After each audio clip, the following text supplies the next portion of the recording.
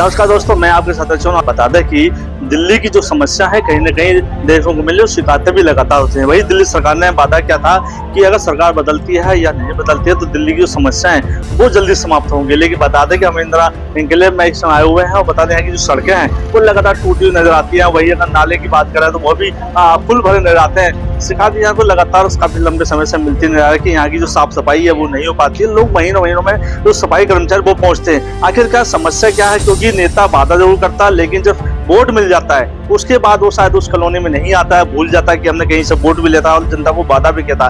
तो हमारे साथ कुछ संस्था है, कुछ लोग ऐसे हैं जिन्होंने ये शिकायतें काफी लगा से कहते हैं कि हमें निकलना बड़ा मुश्किल हो जाता, बारिश के समय बात करें या फिर बिना बारिश के भी नाले उफान पर होते हैं, सीवर साफ नहीं होते हैं। जो कि दिल्ली सरकार में अब बीजेपी सरकार है और जो दिल्ली के मुख्यमंत्री रेखा गुप्ता है, साफ कहा था कि अब काम होगा, लोगों की शिकायत अगर आती है तो हम उस पर तुरंत संज्ञान लेंगे। लेकिन संज्ञान कब लेंगे ये देखने वाली बात होगी। हम लोगों से सीधा बात करेंगे आखिरकार मामला क्या है, पूरी क्या समस्या है।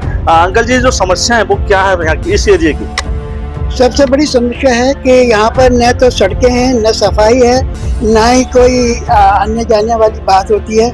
इसी तरीके से हम किसी को बोलते हैं तो उसका कोई प्रॉपर रेस्पॉन्स नहीं होता है। लेटर लिखते हैं, उसका कोई जवाब नहीं मिलता है और हम सोचते हैं कि हम किसको करें। अब वोट के समय चला गया, अब वोट फिर 5 साल के बाद आएगा, तो इसका मतलब ये हुआ कि 5 साल तक हम इस समस्या को से जूझते रहेंगे। क्या निगम पार्षद यहाँ कभी आया या फिर विधायक यहाँ कभी आए अपने एरिया के अंदर सर्वे करने? आप लोगों को शिकायत दी यहाँ पर? शिकायत तो दी है, वो आते हैं लेकिन बोलो नहीं के बराबर होता है, नहीं के बराबर होता है, उसकी वजह से नहीं आते हैं। जबकि वो एक छोटा ये एरिया जो है निगम पार्षद का या इसका एमएलए का, वो एक बहुत बड़ा एरिया नहीं है। वो चाहें तो महीने में 1-2 चक्कर लगा सकते हैं, लेकिन मैंने कभी देखा नहीं है कि 1-2 दफे भी आया हो। लेकिन हाँ, तब से हुआ उससे मैं 1 या 2 बार चक्कर लगाया है। तो क्या चुनावों में लगातार बहुत कैंपेन जरूर करते नजर आते थे और वादे भी करते आते थे, तो आप लोगों को समस्या कैसे समाप्त हुई? क्योंकि बड़ी अब तो ट्रिपल सरकार है, केंद्र में बीजेपी है और दिल्ली में भी बीजेपी।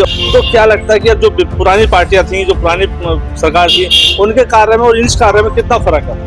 हमने कितनी बार बोला है कि भाई अब तो आपका सेंट्रल गवर्नमेंट है, स्टेट गवर्नमेंट है, वो सब बीजेपी की आती है। तो अब कहीं भी पहले की जो कहते थे कि सामान रुकने का हमारा ये प्रपोजल देते हैं, ये पास नहीं होता, वो नहीं होता, वो चीज़ तो अब खत्म हो गई है। अब तो उनको चाहिए कि कम से कम जो वायदे किए हैं उस वायदों को तो पूरा करा।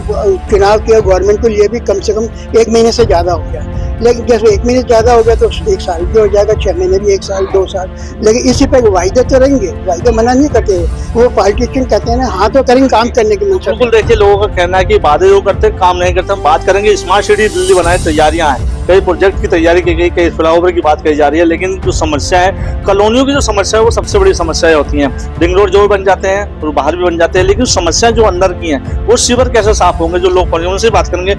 आखिरकार सीवर की लाइन सबसे समस्या होती है, घरों का पानी बाहर जाता है, वही नाले बाहर जाता है। यमुना जी बिल्कुल साफ होती नजर आ रही है, लोग लगे हैं उसके अंदर, लेकिन जो घर का जो कूड़ा है वो बाहर आता है, घर में ही वापिस जाता है। तो निगम पार्षद विधायक क्यों नहीं इस पर संज्ञान लेता? यहाँ कई बार हमने विधायक जी से भी रिक्वेस्ट करी है, हमारे जो काउंसलर साहब है उनसे भी हमने काफ़ी रिक्वेस्ट किया और अपनी जो समस्या है उसके बारे में उनको अवगत कराया है। चिट्ठियाँ भी लिखी हैं, पर्सनल विजिट भी किया है और काम भी कभी होता है, कभी नहीं होता, कभी गौर करते हैं, कभी नहीं भी करते।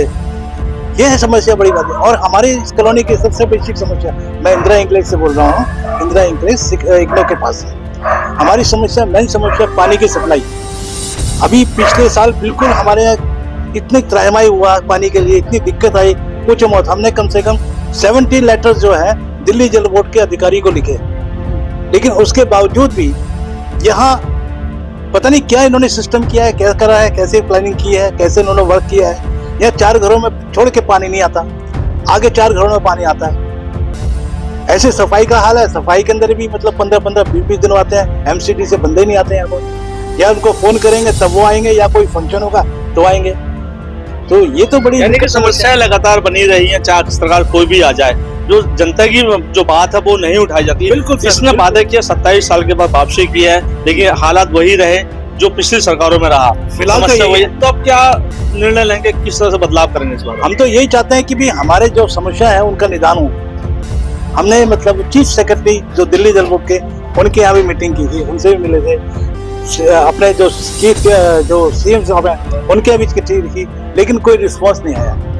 अब जाके थक हार के जो उन्होंने फिर अब थोड़ी सी समस्या का थोड़ा सा समाधान है, लेकिन अब जैसे गर्मियाँ है, सर्दियों में हमें थोड़ा पानी मिल गया था, लेकिन अब गर्मियाँ आ गई फिर वही दिक्कत है, फिर वही प्रॉब्लम है। देखिए ये यहाँ की समस्या लोगों की समस्या है कि समस्या वही है जो पहले थी, ना पानी मिल रहा है ना साफ सफाई हो रही है। लेकिन रेखा गुप्ता ने साहब का अपने मंत्रियों से भी कहा, अपने निगम पार्षदों से भी कहा कि एरिया की समस्या बहुत जरूरी है, क्योंकि हम विकास के लिए आए हैं ना कि बैठने के लिए आए। लेकिन समस्या क्या है आपके सामने, हम बिल्कुल अपने चैनल पर दिखा रहे हैं कि ये कब समस्या है। अब देखना होगा कि बीजेपी सरकार क्या इसका संज्ञान लेता है, या विधायक संज्ञान लेता है, या खुद रेखा गुप्ता इसको संज्ञान लेती है।